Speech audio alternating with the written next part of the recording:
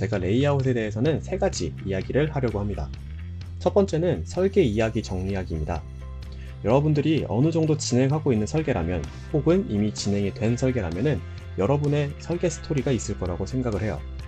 이 설계 이야기를 정리한다는 것은 내 설계의 강점과 약점을 파악하는 거라고 이야기할 수 있겠어요.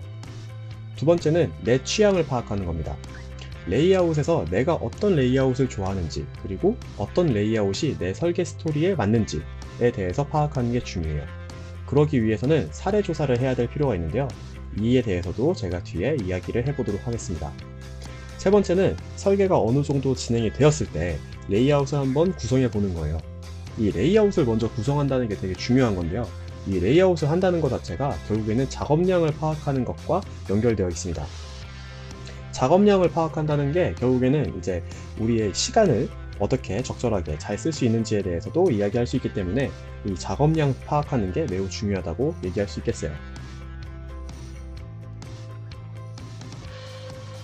그렇다면 본격적으로 이 두 프로그램이 어떻게 다른지부터 설명을 드릴게요. 일러스트 같은 경우에는 벡터 이미지 기반으로 하고 있고요. 포토샵 같은 경우에는 픽셀 이미지 기반으로 되어 있습니다. 이 두 가지 가장 큰 차이점이 무엇이냐 하면은 확대했을 때 깨지느냐 깨지지 않느냐의 차이가 있겠습니다. 일러스트 같은 경우에는 확대해도 이미지가 깨지지가 않고 포토샵 같은 경우에는 확대하면 이미지가 깨진다 라고 생각하시면 될 것 같아요. 기본적인 인터페이스나 여러가지 차이점이 있지만 이 차이가 이미지가 깨지느냐 안 깨지냐의 차이가 꽤 크기 때문에 한번 알아보시고 가시는 게 좋을 것 같아요. 우선은 인터페이스를 좀 구경해 보도록 하고요. 기본적인 조작 방법에 대해서 이야기해 보도록 할게요. 우선은 간단하게 기본적인 조작 방법 제가 설명을 드린 다음에 본격적으로 이제 일러스트로 넘어가서 설명을 드리도록 하겠습니다. 우선은 이제 스페이스바 같은 경우에는 기본적인 손도구가 나와요. 이 손도구가 뭐냐면은 이제 그 작업 공간을 이제 움직일 때 사용하는 도구라고 생각하시면 편할 것 같습니다. 휠을 그냥 기본적으로 움직이면은 위아래로 이동하게 되고요. Shift를 누른 상태에서 휠을 누르면은 빠르게 위아래로 이동을 하게 됩니다. 컨트롤을 누른 상태에서 휠을 누르면은 좌우로 이동하게 되는데요. 마찬가지로 Shift 컨트롤 휠을 조작하면은 빠르게 좌우로 이동하는 것을 아실 수가 있어요. Alt를 누른 상태에서 휠을 조작하면은 확대 혹은 축소가 되게 됩니다. 마찬가지로 확대는 확대 및 축소가 단축키에 되어 있는데 컨트롤을 누른 상태에서 더하기를 누르면 확대가 되고 컨트롤을 누른 상태에서 빼기를 누르면 축소가 됩니다.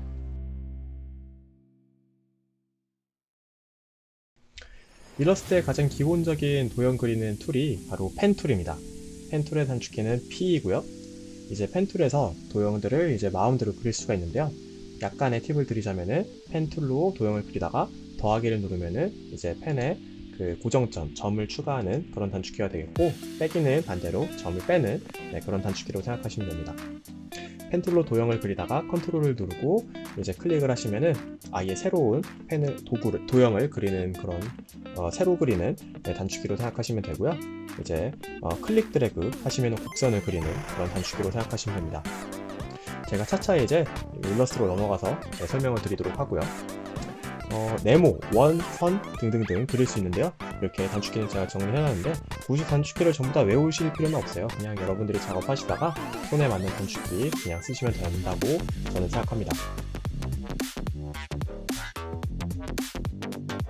오늘은 텍스트 쓰는 방법에 대해서 알려드릴 거고요.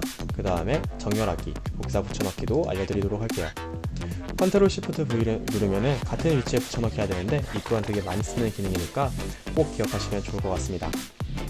컨트롤 R을 누르면 작아 보이게 되는데요. 레이아웃을 짤 때 특히 많이 사용하니까 기억하시면 좋을 것 같네요. 마지막으로 속성 창들을 이용해서 이제 선 조절하거나 아니면 위치나 크기 조절하는 것까지 오늘 진행해 보도록 하겠습니다. 본격적으로 일러스트 넘어가서 제가 설명을 드리도록 할게요. A3 세로 사이즈로 제가 종이 대지를 한 개 만든 거고요.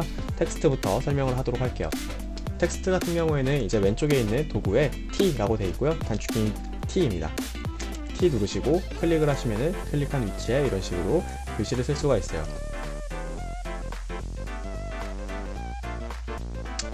일러스트 들어가고요. 이제 A3 세로 종이 그냥 기본적인 종이로 제가 만들어 봤어요. 우선은 레이어 이제 정리를 하는 거에 대해서 이야기를 해야 되잖아요. 레이어 같은 경우에는 저번에 그 속성창 보셨던 것처럼 윈도우에 이제 밑에 레이어라고 있는 거 키시면은 레이어 창이 나올 겁니다.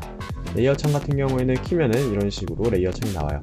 레이어 창 같은 경우에는 크게는 이 위에 있는 레이어들 보실 수 있겠고요.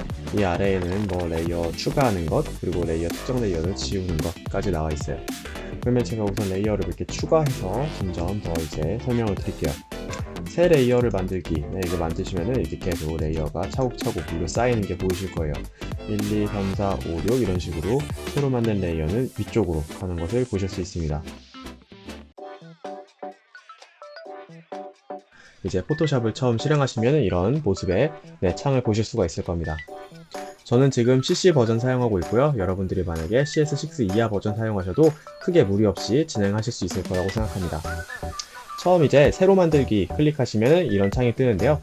저번에 일러스트에서 대지 아트보드의 크기를 정했던 것처럼 포토샵 또한 대지 아트보드의 크기를 정할 수 있습니다. 단위를 눌러서 이제 여러분들이 원하는 단위를 클릭하시면 되는데, 저 같은 경우에는 보통 밀리미터나 센티미터를 많이 사용합니다. 한 가지 좀 더 추가적으로 얘기 드려야 되는 것은 해상도인데요. 이 해상도 같은 경우에는 이 비트맵 이미지 기반이 포토샵에서는 꽤 중요합니다. 해상도가 많이 떨어지게 되면은 이미지의 크기가 커도 이미지의 퀄리티가 떨어져 보이기 때문에 보통 저는 인쇄할 것을 이제 염두하기 때문에 300으로 맞춰서 작업을 하기도 합니다. 이제 기본적인 인터페이스에 대해서 얘기를 드릴 건데요. 일러스트와 어느 정도는 좀 비슷한 부분이 있습니다. 같은 회사에서 만들어서 그런지 작업 공간이 좀 비슷한 그런 모습이고요. 왼쪽에는 일러스트처럼 기본 도구가 세팅되어 있고, 가운데는 이런 식으로 작업 공간, 하얀색으로 제가 이렇게 만든 부분은 작업 공간이라고 생각하시면 됩니다. 우선 처음 설명드릴 거는 이제 선택 도구인데요. 선택 도구는 이 아이콘이고요. 왼쪽에 있는 이 기본 도구의 가장 왼쪽 위에 있는 아이콘이고요. 단축키는 V입니다. 이 상태에서 어떤 이미지 자체를 클릭 드래그 하면 이런 식으로 옮겨지는 것을 보실 수가 있어요. 지금은 이제 이 배경 자체, 이 이미지 자체가 움직여지는데, 다른 객체가 있다거나 아니면은 우리가 선택한 어떤 영역이 있다거나 그랬을 때 그거 자체를 움직이는 도구라고 생각하시면 될 것 같습니다. 이미지 자체를 이제 전체적인 이미지가 아니고 어떤 영역을 잡을 수도 있거든요. 그거 같은 경우에는 이제 아까 설명드렸던 그 선택 도구입니다. 이 V 옆에 있는 이 네모난 사각형이고요. 이 선택 도구이고, 단축키는 M입니다. M을 누르면 이렇게 활성화가 되고요. 클릭 드래그 하면은 이렇게 점선으로 움직이는 점선으로 이렇게 영역이 잡히는 것을 보실 수가 있어요. 또한 여기 옆에 보면은 삼각형이 하나 보이죠? 이 삼각형을 오른쪽 클릭하면은 여러가지 이런 옵션들이 있는데요. 원형 선택 도구 클릭하고 클릭 드래그 하면은 이런 식으로 원형으로 잡히는 것을 보실 수가 있어요.